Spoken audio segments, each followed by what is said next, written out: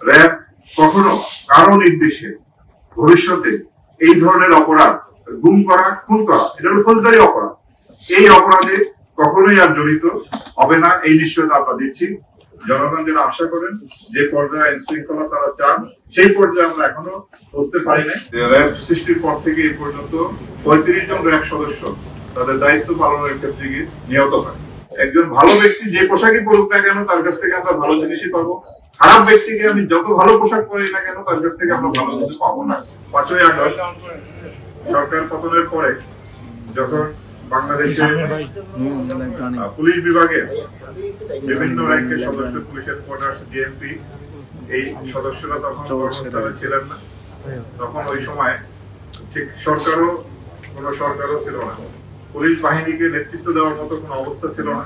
সেই সময় আমি এবং আমার কিছু সহকর্মী, চাকরিতে ছিলেন সহকর্মী, এবং আমাদের অবসরপ্রাপ্ত কতিপয় কর্মকর্তা আমরা 6ই আগস্ট পুলিশ অফিসার সাথে সমবেত হই এবং এই সময় কি করণীয় সেই ব্যাপারে আমরা খুব দ্রুত সিদ্ধান্ত নিই এবং দ্রুত এই পরিস্থিতি স্বাভাবিক করার জন্য আমরা সিদ্ধান্ত গ্রহণ করি। আমাদের প্রথমেই দায়িত্ব ছিল পুলিশকে একটা স্বাভাবিক পর্যায়ে নিয়ে আসা। সে প্রেক্ষিতে আমরা কতিপয় সদস্য রাজারবাগ পুলিশ লাইনে যাই। আপনারা জানেন যে সেখানে সশস্ত্র অবস্থায় আমাদের 4-500 পুলিশ সদস্য কর্মবিরতি পালন বা এক ধরনের বিদ্রোহের মনোভাব পোষণ করে আসছিল।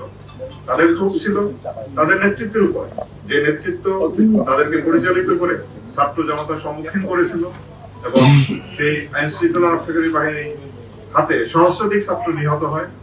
এই ক্ষোভ যে এই সময় তাদের নেতৃত্বে কেউ ছিল না, সেখানে জানেন যে সে কাজটি অত্যন্ত ঝুঁকিপূর্ণ কাজ ছিল। তারপরও সেই ঝুঁকি নিয়েও দেশের বৃহত্তর স্বার্থে এবং পুলিশ বাহিনীর স্বার্থে সে দায়িত্ব তখন আমরা পালন করি।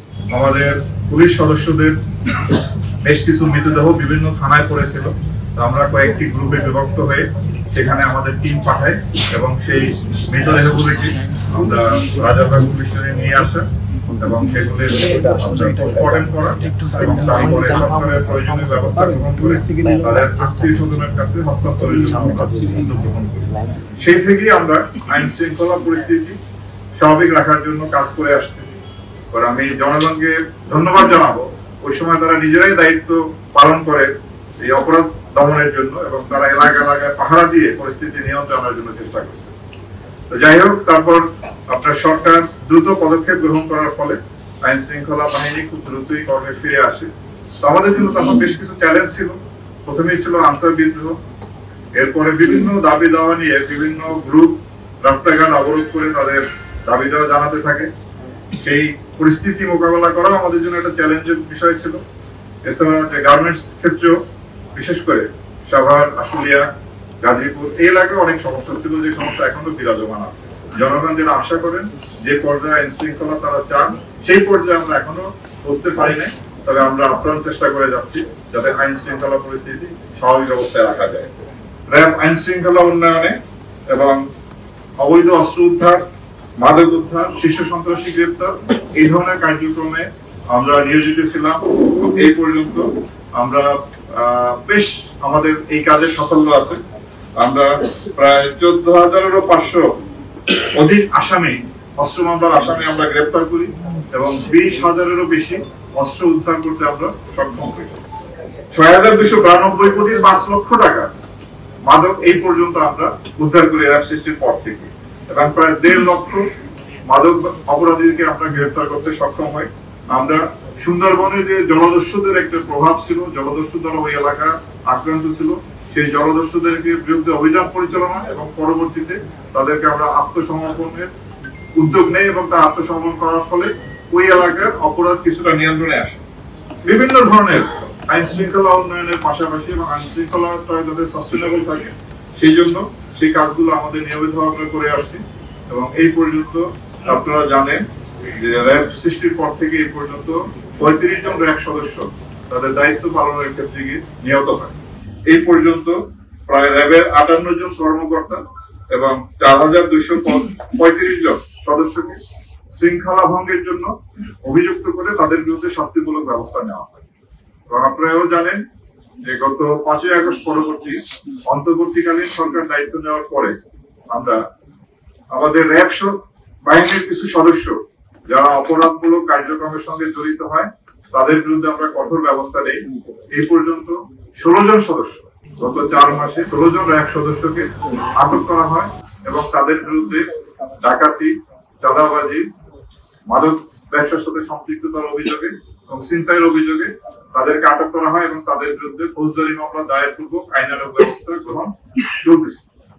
5ই আগস্ট পরবর্তী সময় ছাত্র জনতার উপরে যে এক ধরনের সন্ত্রাসীরা আইন শৃঙ্খলা রক্ষা বাহিনীর পাশাপাশি তাদের উপরে গুলিবর্ষণ করেছিল, এই ধরনের অভিযোগে আমরা প্রায় 30 জনের উপর চিহ্নিত করি ভিডিও ফুটেজ দেখে এবং তাদেরকে আমরা গ্রেফতার করতে সক্ষম হই। ছাত্র জনতার উপরে গুলি করার জন্য যারা হুকুমদাতা বা এই সংক্রান্ত যে মামলাগুলি রুজু হয়েছে সেই মামলায় এ পর্যন্ত আমরা সর্বমোট 4 জন সাবেক মন্ত্রী, 17 জন সাবেক এমপি, 40 জন সাবেক মেয়র, উপজেলা বা ইউনিয়ন পরিষদের চেয়ারম্যান সহ 40 জন কাউন্সিলর বা মেম্বার 16 জন এবং এছাড়াও বিভিন্ন রাজনৈতিক সংগঠন যারা ওই সন্ত্রাসী কার্যকলাপে জড়িত ছিল তাদের 183 জন সহ সর্বমোট আমরা 353 জনকে গ্রেফতার করতে সক্ষম হই।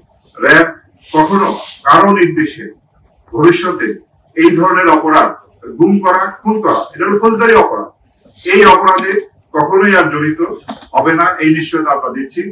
তারপরও যদি কোনো সদস্য নিজ দায়িত্বে কোনো অপরাধমূলক কার্যকলাপে জড়িত হয় তাদের বিরুদ্ধে আমরা কঠোর আইনগত ব্যবস্থা নিব, যেটা 5ই আগস্ট পরবর্তীতে আমরা নিয়ে আসছি। সুতরাং একজন ভালো ব্যক্তি যে পোশাকই পরুক না কেন তার কাছ থেকে আমরা ভালো জিনিসই পাবো, খারাপ ব্যক্তিকে আমি যত ভালো পোশাক পরি না কেন তার কাছ থেকে আমরা ভালো কিছু পাবো না। যত ধরনের অভিযোগ আছে আপনার গুমের বিষয়, খুনের বিষয়, আয়নাঘর বিষয়, এটা গুম কমিশন এটা তদন্ত করতেছে। আমরা তাদেরকে সার্বিকভাবে সেই তদন্তে সহায়তা করছি এবং আমরা আশা করব এই তদন্তের ফলাফলের ভিত্তিতে একটা আইনগত ব্যবস্থা নেওয়া হবে। র্যাবের আয়নাঘর ছিল কিনা, র্যাবে যে আয়নাঘরের যে বিষয়টা এসেছে সেটা আপনার এটা তো ছিল, আছে এবং কমিশন আমাদেরকে নির্দেশ দিয়েছেন যে যে যা অবস্থায় আছে ওই অবস্থায় রাখার জন্য কোথাও এখন কোন রকম যেন কোনো পরিবর্তন না করা হয়। অ্যাকর্ডিংলি আমরা ঠিক ওইভাবেই রেখেছি যা যেভাবে ছিল। আমরা আশা করব আমাদের সাংবাদিক বন্ধুরা ভয়ভীতির ঊর্ধ্বে থেকে আপনাদের পেশাগত দায়িত্ব পালন করবেন এবং আপনাদের নিরাপত্তার জন্য আমরা সর্বাত্মক এবং সর্বোচ্চ অগ্রাধিকার দিব এবং সব প্রয়োজনীয় ব্যবস্থা গ্রহণ করব। আমরা আমাদের দেশে জঙ্গিদের তৎপরতা ছিল, এটা আমরা দেখেছি, র্যাবও সেই ক্ষেত্রে কার্যকর ব্যবস্থা গ্রহণ করছে। ভবিষ্যতেও যাতে কোনরূপ জঙ্গি তৎপরতা এই দেশে বিস্তার লাভ করতে না পারে সেজন্য আমরা সচেষ্ট আছি এবং কাজ করে যাচ্ছি। সংবাদ, ফিচার ও অনুষ্ঠানের জন্য ভিজিট করুন সংবাদ প্রকাশের ওয়েবসাইট এবং যুক্ত থাকুন ফেসবুক পেজ ও ইউটিউব চ্যানেলের সঙ্গে।